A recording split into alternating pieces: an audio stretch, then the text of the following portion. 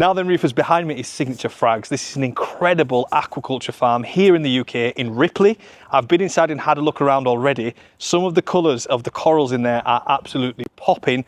Let's go inside and have a look around.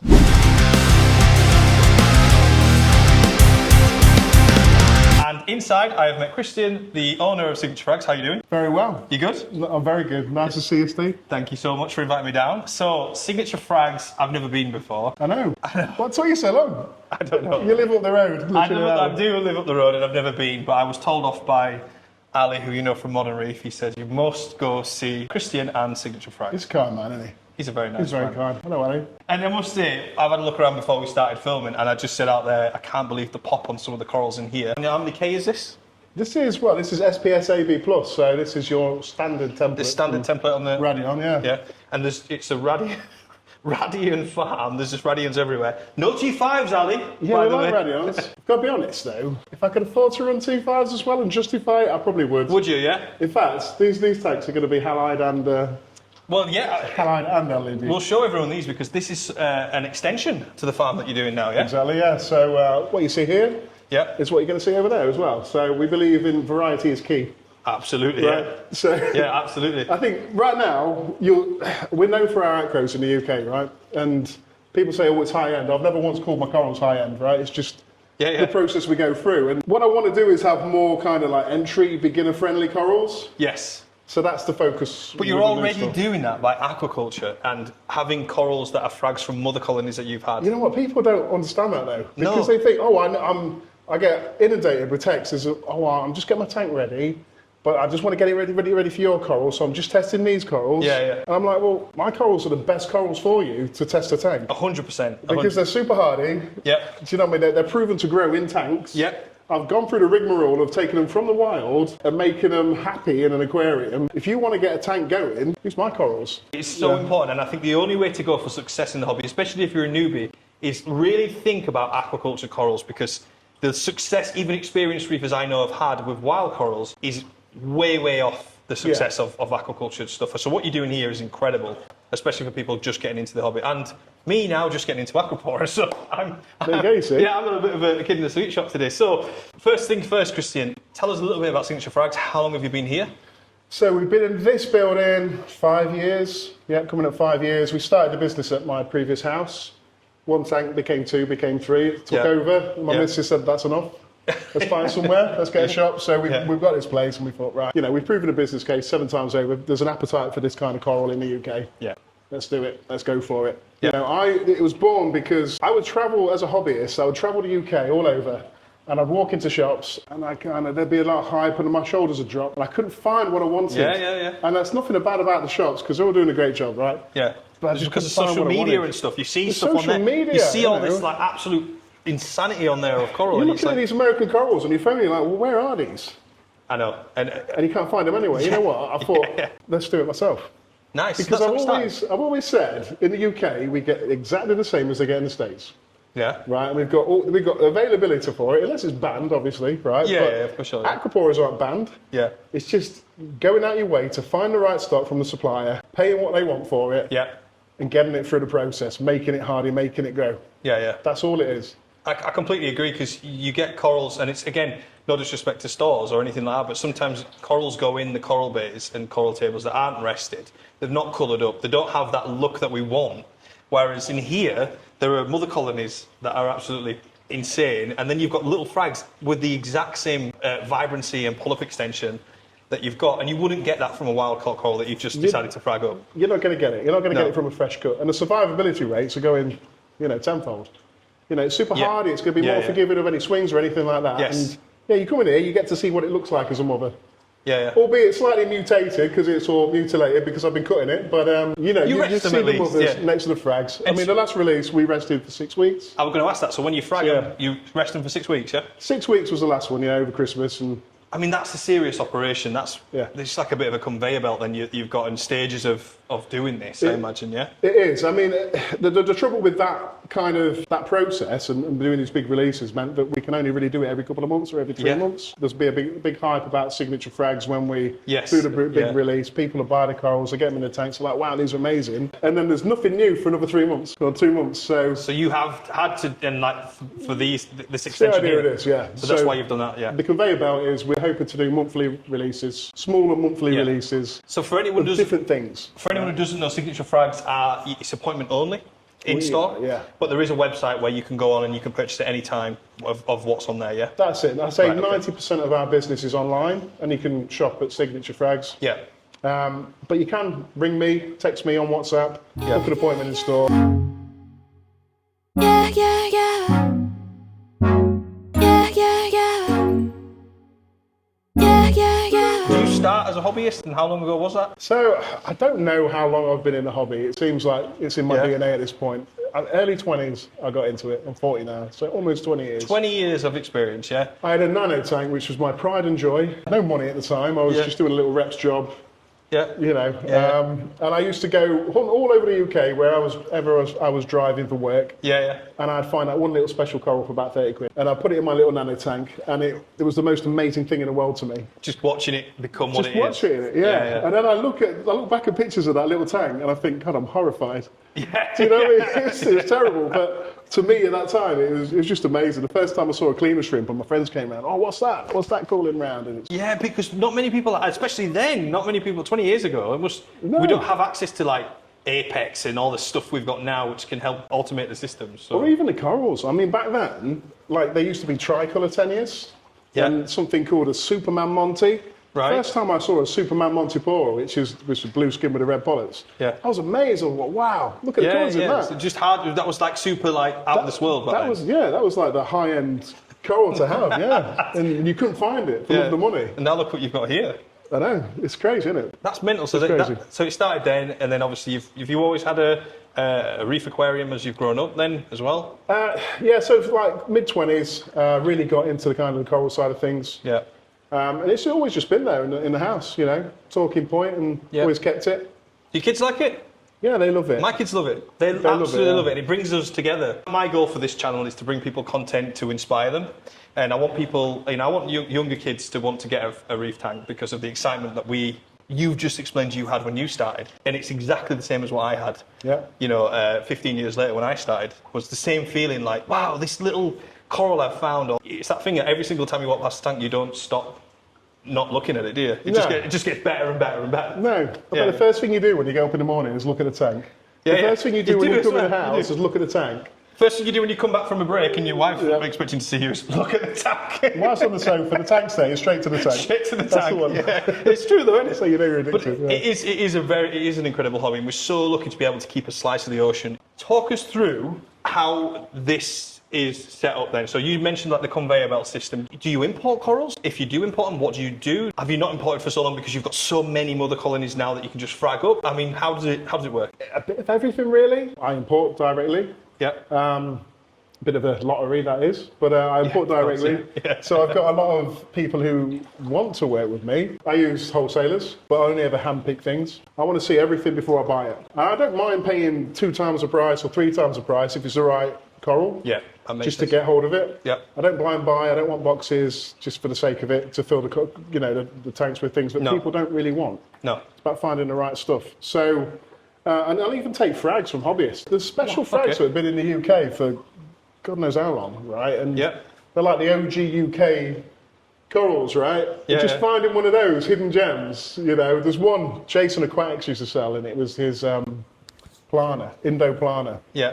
And this thing looks like a dirty man's orange passion. Right. It's green and blue with dark brown polyps. Right. But the contrast in it's amazing. That's like an OG UK coral. And that's something you don't see. You're not going to see it in an import, right? So we'll take frags and then we put them in the back. So we've got quarantine system. Yeah. They stay in there for about 3 to 4 months. Right. Generally, probably a bit longer because I never have time to get them out. Yeah. But they go through lots of different processes, right? But I've developed over the years. Cleans them, pest free. I also use it as a stage 2 quarantine for aquapora. Okay, cool. Right. Okay. Because once they've finished in there and I know they're clean, they then come in here and they get conditioned to more light, better flow, and it's just an extra way to keep that conveyor belt moving, right? I don't want to. I'm not ready to introduce them into the SPS system yet. Yes. Because that's clean. Yep.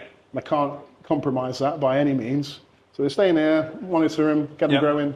How long do they stay in here for? Really, just until I feel like I want to move them. Until it gets too full, maybe, you know? Yeah. I've got corals in here. I've got an ice fire retinata from Australia, which is growing.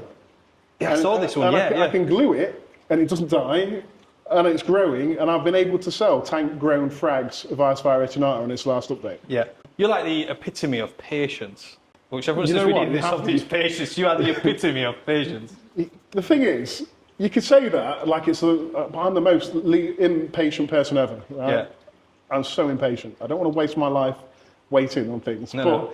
when you're working with so many different corals, there's always something happening with one of them. Yeah. So that's what its conveyor belt comes in. So I'm always growing something. I'm always showing things that we're going to be releasing in the future. Yeah. There's always things ready to frag. And that's been key for me to get For the this success. going. Yeah. And in the system, do you dose? What do you dose in the system? I mean, how does So the we've system got modern reef in that system. Yeah. And we've got Elements pH Plus in the LPS system. Right, okay. So, Yeah, so modern Modern reef Reef is on on the the SPS, Aquapora, sorry. And then Elements is on the... On this one, yeah. On Because this it one. keeps the pH nice and high. Right, nice, okay. It's kind of like low effort, right? Yeah, and you've got a bit of both there. You can... Bit of both, bit of experience. I kind of feel like these are the two major brands in the UK at the moment. Yeah, absolutely. This third one, I'm not sure what I'm going to use on it. I might make my own. Yeah, interesting. I spend so much money on dosing these systems. It costs a fortune. So yes, we might make our own. Nice, okay. Out of interest, how much are you dosing on Modern Reef on here? I'm a Modern Reef user as well, so I'm just curious as to how much you dose. It's astronomical. 7.7?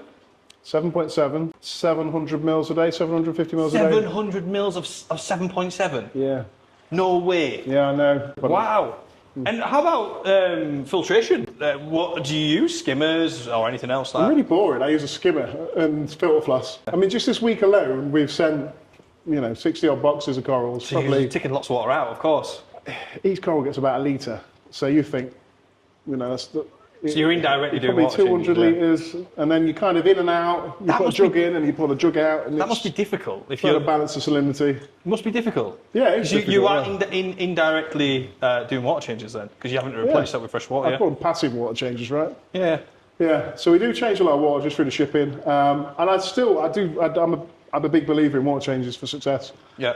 Reducing those dissolved organics, you can skim heavy, Yeah. whatever. But I think you want to get in there, you want to hoover all the muck out. I've kind of got my own beliefs on doing things, right? And I'm not like a mad scientist. My belief is stability is key. So this is how I describe stability, right? Think of a heart rate monitor, and every time your heart beats, you've got a pulse and you've got a peak.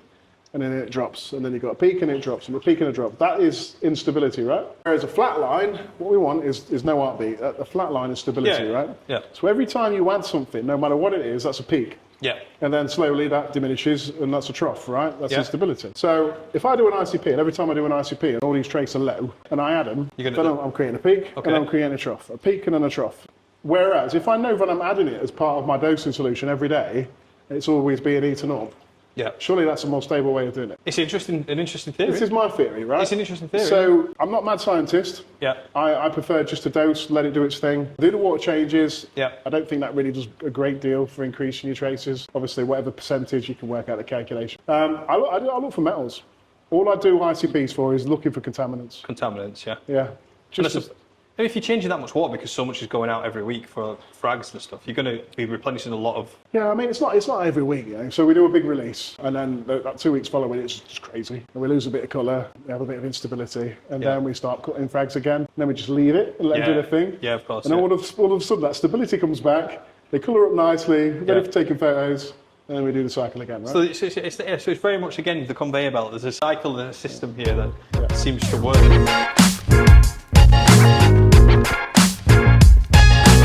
I just can't get my head around the colour, the amount of colour in here. I think if your coral looks good under whites, you know it's going to look good under blues, right?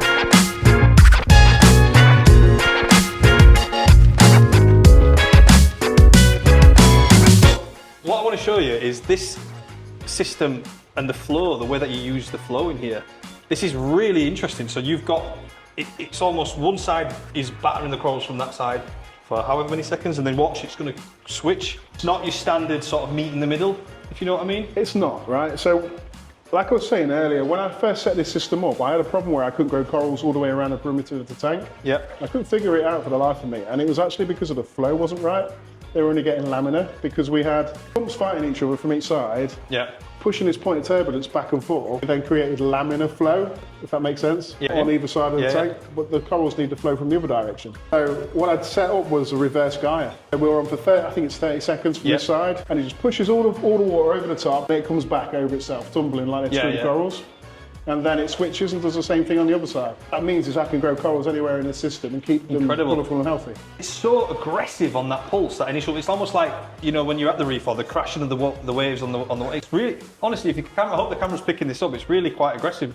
See, this is the thing. When I go to the beach, and my family thinks I'm sad for this, right? I'll take my shoes and socks off. I'll just stand in the water, right, in the rock pools or whatever, and watch the waves crashing into me. And what you notice is how that feels, that push of that force, like a wall. That is something we don't get in tanks. No matter how many power heads we put in, you don't get this wall of momentum pushing through. This is my way of kind of recreating that. I completely agree. Completely agree, and I've said it before and I'll say it again. Flow is the absolute number one. There's obviously everything is important together, but flow is the number one thing to keep these animals healthy. It is. You need flow to grow. Flow to grow. Flow I to love grow. that. You need flow to grow. You can see here there is no dead spots. There's nothing settled on the bottom here. You can see the way you've set these like lollipops, like acropops. Acropops. I've never seen anything like that. This is what I'm calling them. Yeah, acropops. And you've done that to make sure even the bases have got water moving past them and getting. I can't be honest. I wish I was that clever. You know what? I put the lollipops in just so I could fit more acros in. Right? Because it's expensive. Electricity over it's expensive, and I just wanted to maximise what we've got in the tank. Yeah, for sure, yeah. I'm sure these other places, like the guys in the States, you go to Florida where they're paying like, what, 6 cents a kilowatt? Oh, yeah, well, and they've got millions of tanks and everything's spaced out. Yeah. You know, a little frag like that's got that much space around it to grow. We have it hard in the UK. We've got it hard. We've got it really hard. So you've got to maximise like your efficiency. That's so cool. So the lollipops were like that, just to maximise the efficiency. But I think the benefit of that is that flow is also coming back through them and creating an upwell. Yeah, you're not creating like a wall of pretty cool. That's really good. I like that. Is there any pieces in here that you've had? Have you got any like? We talk about mother colonies. Have you got any grandma colonies or great grandma colonies? So I've got a Duncan in this system here. So it's not the acro, but this Duncan I've had. I think that was like the first, second, or third coral I ever bought. Seriously, as a hobbyist? As a hobbyist, yeah. Amazing. And I know you're probably expecting to see a huge foot-wide colony, but we sold a lot of it. This one nails me. It stings me. So, oh, really? Yeah, I think because I've had it for so long, or maybe I've punished it for so long, it knows how to get me. So if it ever brushes my forearm, I get like hundreds of little blisters. Yeah, it's crazy. And they're an indicator coral, Duncans out there, really. People tend to say that if the Duncan starts sulking, it's telling you something's not on. Really? I've heard this. I don't know whether or not. I've not heard it personally. They look happy. They're bulletproof. Honestly, in times where I've forgotten my tank, and I had a clown, maybe 100 litres of hair algae, and a Duncan coral. It's been all right. It's been fine. Maybe that's why it stings me. Maybe that's why it's got a good memory like an elephant. I mean, this is absolutely gorgeous. That's my grandma. That's a space I'm going to say that is a grandma, isn't it? So it's a beautiful coral. A lot of lineage on that one. The extension on these acroporas in here is just out of this world. So what do you think then? You've seen the guys in the States. You've seen the Euro corals. I think we're good. I think this is good. I think this is something that we should definitely stores and more people in the UK should be aspiring to do. It isn't easy to do. We know that. You've explained that to us. But I think for us as hobbyists, we need to be in our stores and begging for this. We need these aquaculture facilities. You do, because this is what's going to keep you in the hobby. If you buy coral, you take it home, and you have success, you've got confidence to buy another coral. Whereas if you buy coral that's just been imported, you don't really know what you're looking for, you take it home and it dies, you're going to take that personally. Your partner's going to take it personally, like, you spend that money on something better, right? So, no, 100%. You know, I agree. I want people to have success, love their tanks, bring their friends into the hobby, And I think that's how you're going to grow the hobby. And one of the things about this hobby is the reason we all love it. If anyone's watching this video and is not in the hobby thinking, what the heck are you going on about? It's the challenge. What are you thinking? It's the challenge, isn't it? Yeah, what's bad about reefing, really? There's nothing bad about reef.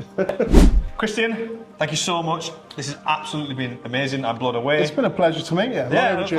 Finally. And so we should have done a lot sooner, I think, yeah? I think so, yeah. Keep it up with the content, it's amazing. Appreciate the it. hobby needs it. Thank you, buddy. I We appreciate crave content, because I'm still a hobbyist at heart, right? We crave good content. that. So, Yeah. No, yeah, well, hopefully. we're in awe of what you're doing. Oh, I'm in awe of what you're doing, so maybe we can skill share here. Yeah, I think so. But before we sign off, and before I'm not leaving here without picking up some coral. So before we do that, anything for the viewers that you would share with them, the best piece of advice you can give anyone? Don't run before you can walk. And what I mean by that is, the quickest way to success is to go slow. Take it easy, take your foot off the gas.